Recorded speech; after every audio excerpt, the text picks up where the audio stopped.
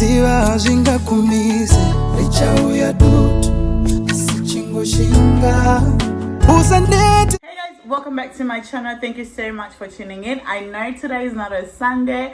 I had so many people sending me messages like, sis, where is our tea? Where is our tea? And I'm like, guys, the water is still boiling, okay? I still have to go buy the masamba at the shops, all right? Thank you guys so much for tuning in this week. So a few of you guys pointed out that I actually did not do an introduction video. So you guys are probably like, hey, who's this girl?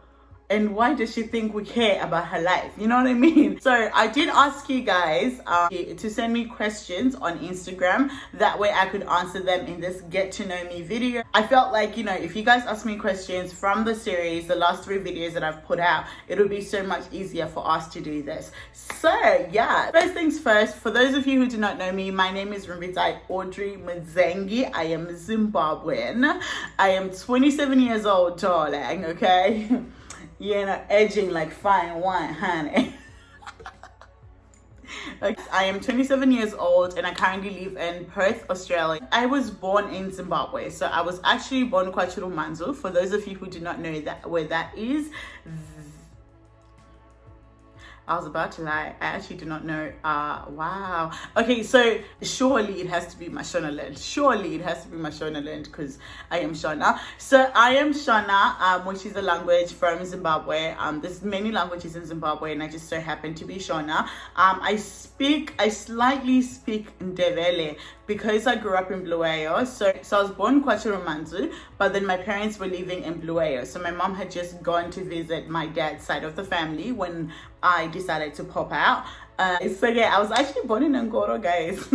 I went to Pink and Blue Nursery School, and then from Pink and Blue I went to Thomas Rudland Primary School. From Thomas Rudland Primary School, my parents moved to Mashingo, and I went to Victoria Primary School. You know, for high school I pretty much went to, guys, I feel like I need to tell you guys the story behind me. I mean, it's not relevant to this video, but I also feel like for you guys to get to know me, I just feel like this is a funny story. So anyway, basically my parents had planned on sending us all to Gogomere Primary School. So when it came time to write entrance exam letters, I was like, I'm not going to Gogomere. Like, I went to Gogomere, I went to the entrance exam, I failed it on purpose. My dad wanted me to go to Regina Mundi, I went to Regina Mundi, I failed on purpose. Anyways, when Form 1 came, by the time that it came, I'd go into Anderson. I actually wanted to get into Anderson High School up until I found out that they ate my chunks. As soon as the headmaster was like, pano my chunks, we eat chunks here, I was like, nope, I'm failing. So anyway, by the time that Form 1 came and everybody else was going to a good school and everybody else had their entrance, they'd passed their entrance exam, guess who had no school to go? So in the end, my parents decided to take me to Holy Cross Mission. I was at Holy Cross Mission, Kwachirumanzu, guys, at mission schools in Zimbabwe, where the equivalent of public schools here.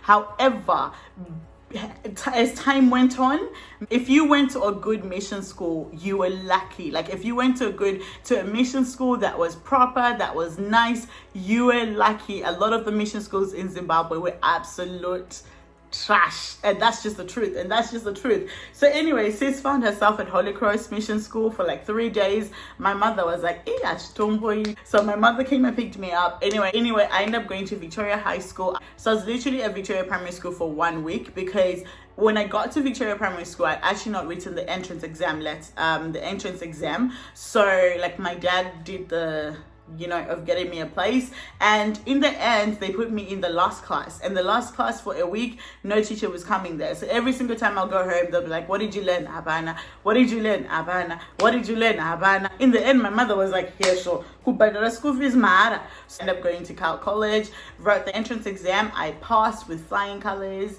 you know, and then I got into the Cal College up until I was 15 years old, which is Form 3. 2007 December, that's when we moved to Australia. So what do you do for work and what is your business? I currently have 2 businesses. So my first business is makeup artistry. I've been doing makeup for about 5 years now. I'm pretty sure this is my 6th year. I've done quite a lot in terms of that, in terms of doing makeup. I've done fashion shows. I've been a head makeup artist for different fashion shows. I've been a head makeup artist for a modeling school and different things. So I've done quite a lot of things in regards to me working as a makeup artist. So that's my first business. It's called Anaka Glam. If you don't follow me, make sure you do follow me. In 2018, I actually I started branching out a little bit.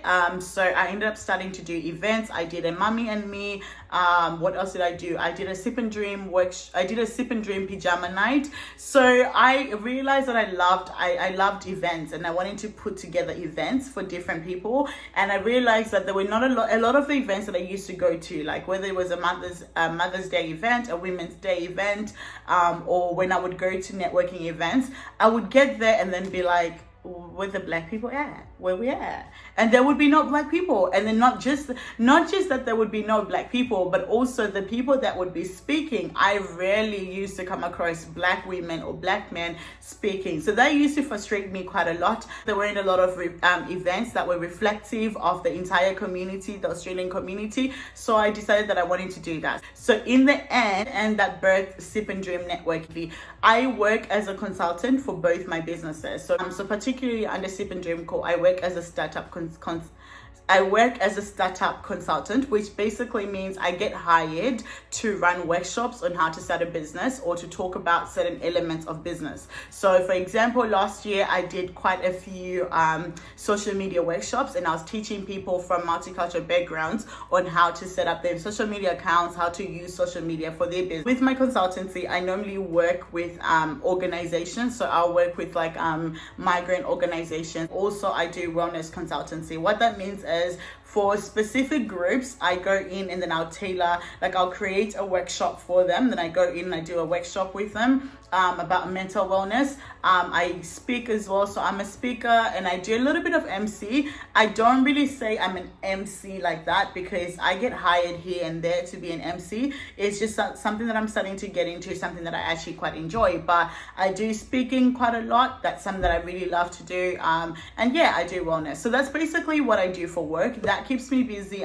So that's how she makes her coins. You know, she is collecting, building an empire and whatever. But yes, that's pretty much what I do. So speaking, consultancy work, and running my own 2 businesses. That keeps me pretty busy at the moment. And I'm very happy with where I'm at. I'm very happy with what I'm trying to build. So I'm all about motivating young people. And that's pretty much why I did the series as well, because that lines in with the work that I'm trying to do. I'm so passionate about personal development, especially for young women. Like obviously when I do my workshops, when I do my speaking, I speak to everyone, but at the same time I'm so passionate about young women, just because of what I've been through, you know, just because of my own personal journey. So I'm super passionate about young women realizing their worth, realizing their value and walking in their purpose. I just think that is so important for women to do that.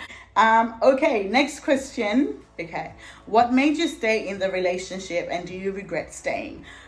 There's quite a lot of things that made me stay in the relationship, but to summarize it, what I realized from my own understanding, from going to therapy as well, and just doing a lot of soul searching personally, I stayed because I had this mentality that okay, let me explain this a little bit further. You guys know that, you know, when you grow up in an African home, one of the most important things in a woman is to maintain your virginity, right? So I grew up in an African home, number one. Number two, basically, like I was raised in a Christian home. So a lot of the messages that I used to hear when I would grow up were that girls that are not virgins don't get married, right? Number one. Number two, no one is going to love a girl that's not a virgin. I never spoke about my sexual abuse, and I will do another series talking about healing from sexual abuse. I grew up thinking that because of those incidents that happened, and also because it happened quite a few times, I grew up thinking that I was never going to get married. I grew up thinking that no man would ever love me because I wasn't worthy and I wasn't whole. So I remember like my first years of dating, right? I actually had a plan. So my plan was, a guy had to ask me out anything between 6 months to a year. And you know, in Zim, like that's nothing. In Zim, that's nothing. Like, men are happy. Well, back then anyway, boys were happy to ask a girl out for a year. Because for me, I needed, number one, to make sure that I proved to this man that I was not easy. And then number two, my thing was, okay, if I can let him, ask me out for a year and then sleep with him after a year, one, he won't think that I'm a slut. He won't think that I'm not easy. And also, when we get married, his family can't turn around and then be like, oh, well, she wasn't a virgin, because he knows that he would have been the one to sleep with me. So that was constantly my plan. So growing up, I never really got into fulfilling relationships. Like, all my relationships would be, and because I knew you can't have sex like under 18 or under 21, my plan was, okay, well, I'm only gonna date men for a month. Literally, like, when I was 14, I would date someone for like 2 weeks and I'd be like, oh yeah, no, I don't like you anymore, bye-bye. Even if I like them, I'll just come up with something for us to break up. When I finally had my first relationship, that was the first time that I actually fell in love, and I was about 18, and things were great in that relationship and I was genuinely in love with that person. But at the same time, I was so screwed up, and to be quite honest, they were slightly screwed up too. They had their own issues too, and I just messed it up. I just messed up the relationship so bad. So after that relationship, to be quite honest, I was not okay. But I was too young to even understand that I was not okay. I was too young to even understand what had happened in the relationship or to be able to properly heal from it. So I think for a very long time, I carried that guilt from that relationship of, oh snap, this was the only guy that actually loved you. This was the only guy that was actually willing to work for you and to actually be there for you and to do all these things for you. Well, you've screwed it up. So from then on, honestly, like, my mentality about relationships had this mentality that, no other relationship was going to work out. And I think I had that mentality for quite a while. And then after that relationship, I guess all the guys that I met, I was not willing to fall in love with them. So I was playing games. I was constantly just playing games. So to be quite honest, this guy in my head was my karma, number one. Number two, I just thought, well, listen, we're now 25. Well, I met him at 24. In my head, I was like, listen, you're now 24 and look around you. Everybody else is in a stable relationship and you're the only one who's not in a stable relationship. And listen, you've already screwed it up anyway, so just stick with this one. Like, there's nowhere else to go. I actually remember one time having this conversation with my friend, and I actually did say to her, listen, I just don't think people like me have a lot of choices when it comes to this, so I would just have to stick it out. It's like, when you start doing your soul searching, you realize that you've got toxic patterns as a human being. Like, every human being has their own toxic tendencies. Every single human being has things that they do that are very negative and detrimental to their being. So one of my things was, I was constantly choosing to date men that were emotionally unavailable, because I never thought love was a thing for me. So I went for the next best thing, which is the physical. So as long as someone was available physically, then I didn't really care about the emotional side of it. And by physically, I'm not just talking about sex. I'm talking about, the kind of person that buys you things, the kind of person that's there for you, the kind of person that picks up your call whenever you want. So for me, it was like, do you want love, or do you want them to do the things that make you feel like you're in love? So I went for the things that made me feel like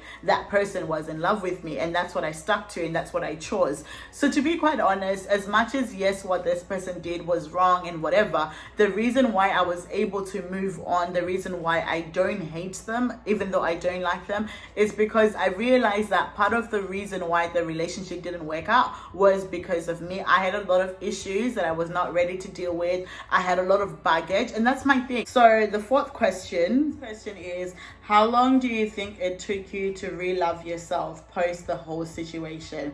It took me a long time. Like, honestly, it took me, I'm still in it. Like, I'm not in it in the sense of trying to move on from the situation. I've completely moved on and made my peace with that situation. But in terms of me learning to re-love myself, to be quite honest, I am still in it, because we have to realize, and this is part of why I made this series, you have to realize that when you do there are certain damages, certain crimes that we commit against ourselves that are going to take so long for you to make up for. And for me, this wasn't just him. Like the like I said in my past, in the last question that I answered, right, it wasn't just him. So this wasn't just a situation of him hurting me. So it wasn't like I just needed to realize, oh no, it was this person, okay, we're good. This was also me as much as it was him. So it's taken me a long time to re-love myself, but I actually ended up being quite suicidal. In 2018, I ended up trying to commit suicide 3 times.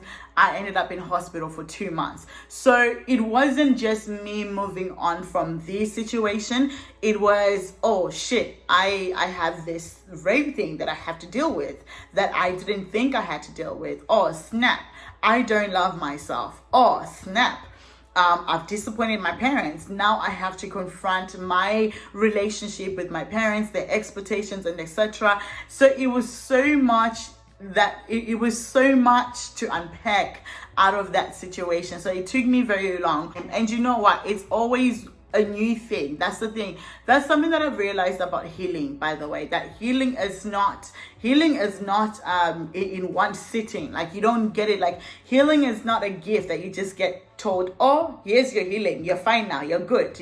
Healing is pretty much growth. Like, it is continuously happening. You're continuously realizing things that you need to heal from. I feel like now I'm really in a good space. Like now, so almost what? So let's just say 2018, 2019, that's 2 years. Oh my God. So that's actually 2 years of me trying to heal. And the question is, how did you learn how to re-love yourself? Honestly, it's a lot of work, you guys. Like, it's really a lot of work. And the painful thing about relationships is relationships are mirrors to ourselves. So when you get into a relationship, the things that tend to come out of that relationship are a reflection of what's going on within you. One time, I really hated myself. What I did for me was, number one, I ended up going to therapy, but then my therapy was also inclusive of dealing with my childhood trauma. And I think for me, that was the biggest light. That was the biggest thing for me, that I finally woke up to, oh wait, I'm acting this way, I behave this way in relationships because I've been through A, B, C, and D. I finally woke up to, oh wait, I'm not a terrible, worthless person.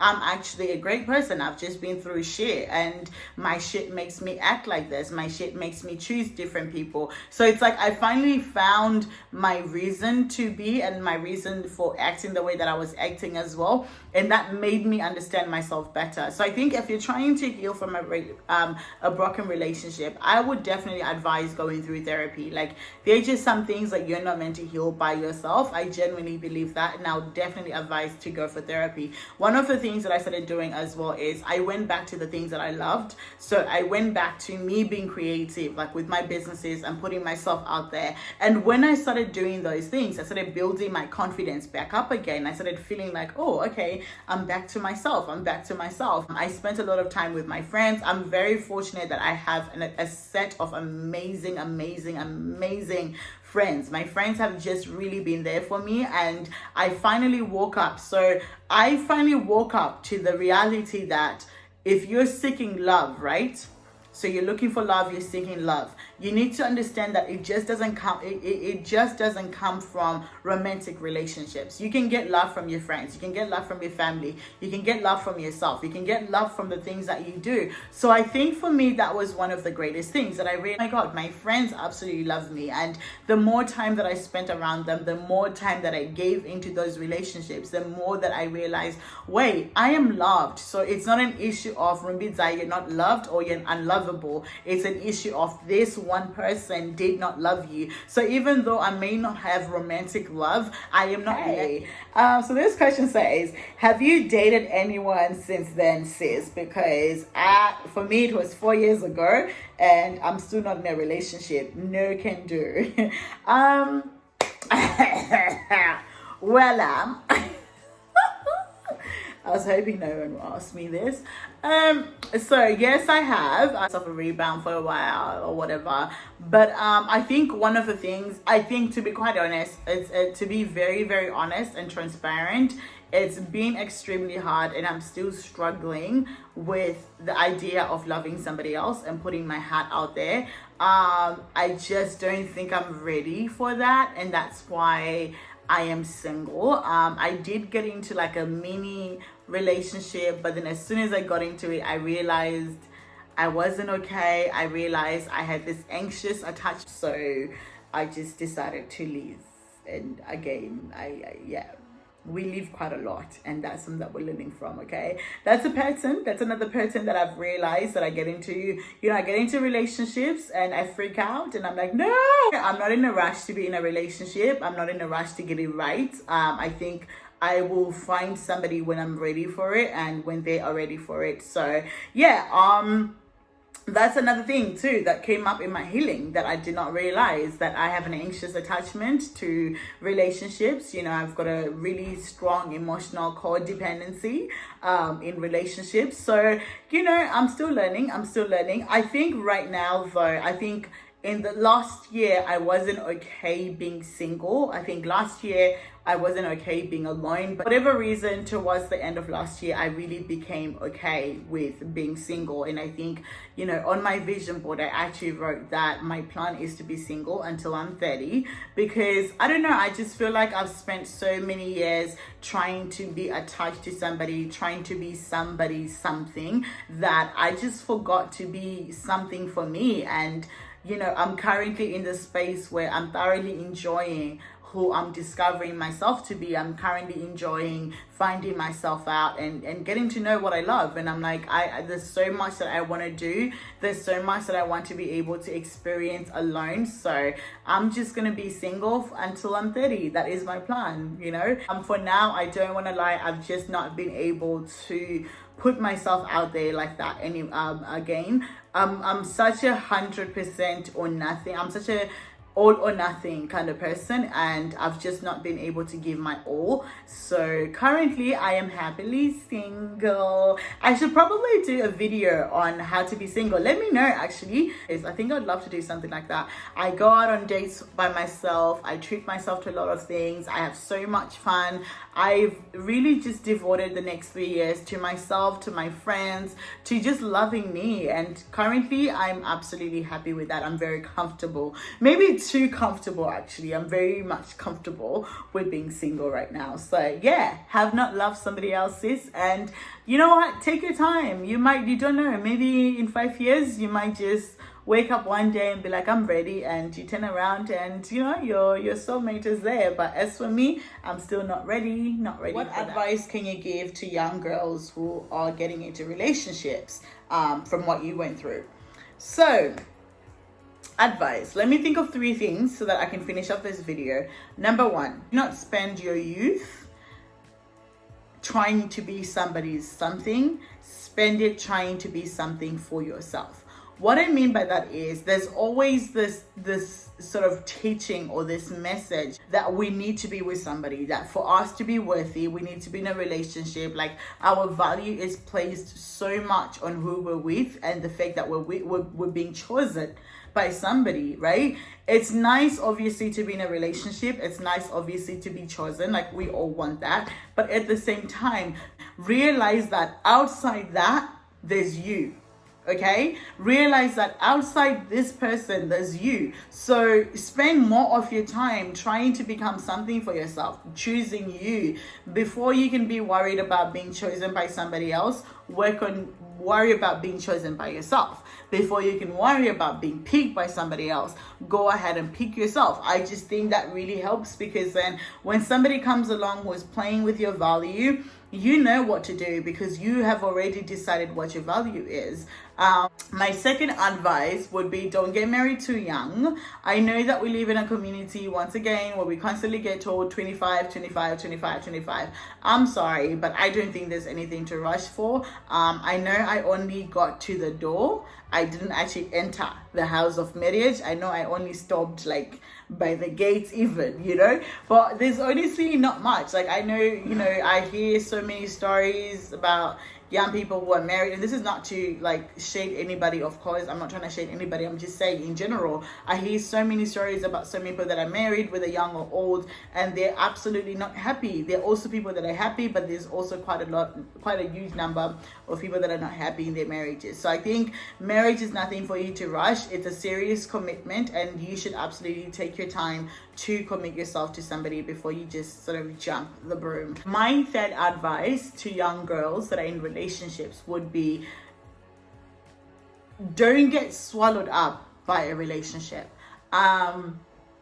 I don't know if this is a me problem or if it's an everyone problem, but I feel like when people get in relationships, right, they get consumed by the relationship, that nothing else matters. I'm not talking about silly stuff like, oh, I don't go to work anymore because I'm hanging out with my boyfriend. No, but I'm talking about you lose yourself. People tend to lose themselves in relationships. Like all of a sudden you don't want to travel alone because you've got a boyfriend. You can't think of moving away because, oh, what if I move away and then this boy or this girl, or well, I can't hang out with so and so because of my boyfriend. I'm sorry, but I just don't think that's the way that we should be loving. I think that love can always leave room for you. I absolutely believe that love leaves room for you. Like it's very possible for you to love somebody and not drown in it. It's very possible to love somebody and not be completely consumed in it. So I just really feel like you need to learn to balance yourself. That's something that I wish I had done a lot more in the relationship, and I think it wouldn't have been so hard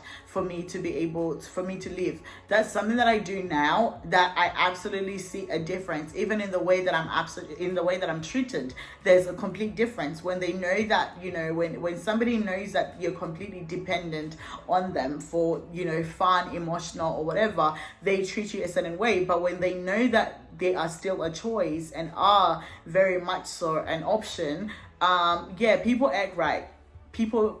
I've seen a huge difference in the last year when it comes to my dating than before, when I just when I'm just like, listen, I'm over here doing my own thing, you need to do your own thing, and you know, we hang out when we hang out, we see each other when we see each other. It's just different. Like the vibe is just, guys, over here, the vibe is just different. Honestly, the vibe is different. So yeah, that would be my advice, that, you know, don't get consumed. Make sure you maintain yourself. Go out on dates by yourself. Go out on trips by yourself. Take yourself out. Yes, it's nice to go to the movies with your boyfriend every single week, but do a lot of things alone as well, because you have to understand you're still very much an individual coexisting in a relationship. You're not the relationship, but you're just part of the relationship, you know? So you need to make sure if anything ever happens to the relationship, there's still you to go back to, because I think that's what we do wrong. Anyways, I'm gonna leave this video here, guys. Thank you so much for watching. I appreciate it. Yeah, stay tuned for more videos. This is the end of the series.